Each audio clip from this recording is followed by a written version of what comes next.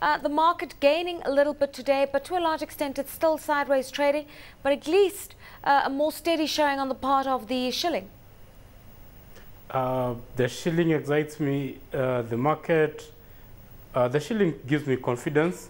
The market still, I'm still developing a wait and see attitude. I don't know. I don't know whether it will. I don't know. It's still dicey about the market. I really don't know what to expect from it. All right, a 550 basis point hike this week. It should have lifted the market. Is this what's giving a little bit of support to the market, or the market's still very vulnerable to events in Europe? Really, I tend to think it's the opposite. It should have. It will really make the markets come down. It will depress the markets because of low liquidity. That is what I'm thinking. All right, the counters to watch on your end? At the moment, I'll be looking at Centum. They're about to release their results, and also Safaricom. We're expecting half-year results in the next week. I think those would be good to look at, because going forward, Centum, I expect they've had a stellar performance as usual for the half-year, and the other one really still Safaricom. It's hard to predict.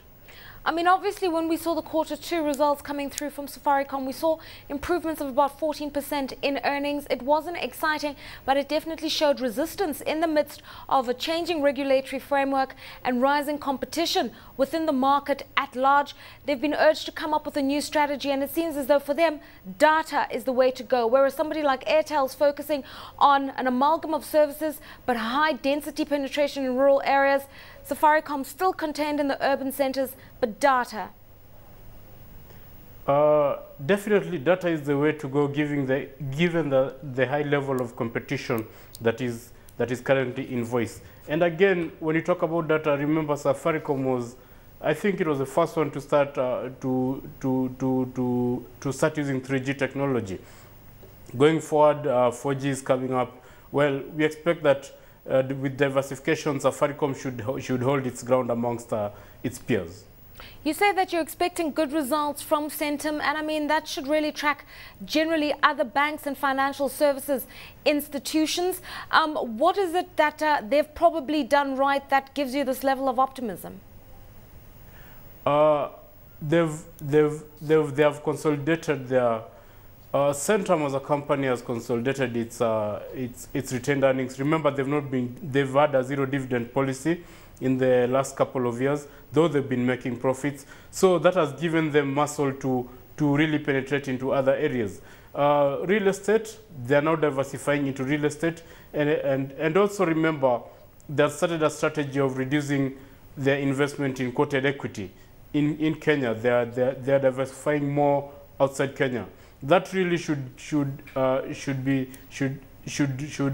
enable me to expect good results from them. All right, so the investment house to do well, Safaricom to be moderate. In general, the results that we're seeing, are they going to lift this market? Because we do know that obviously the valuations are really, really low. Stocks are cheap. Bargain hunters should be in the fore, but they're not very active because they're looking at the broader macro picture when it comes to Kenya. Yeah, you're right. The broader macro picture is still looking not so exciting. I mean, with the CBR rate increase to those levels, we are heading towards a situation of low liquidity. So of course we all know what low liquidity does to the securities markets.